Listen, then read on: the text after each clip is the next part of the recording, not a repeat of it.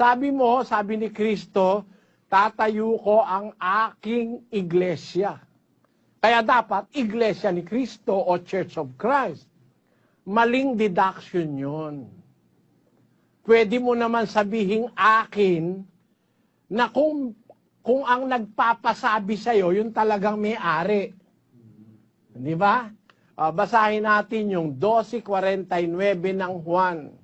Sapagkat ako'y hindi nagsasalita na mula sa aking sarili, kundi ang Ama na sa akin ay nagsugo, ay siyang nagbigay sa akin ng utos, kung ano ang dapat kong sabihin at kung ano ang dapat kong salitain. Ayon, sabi ni Kristo nung nasa lupa siya, hindi naman ako nagsasalita ng mula sa sarili ko eh. Kung ano yung sinasabi ng Ama, yun ang sasabihin ko.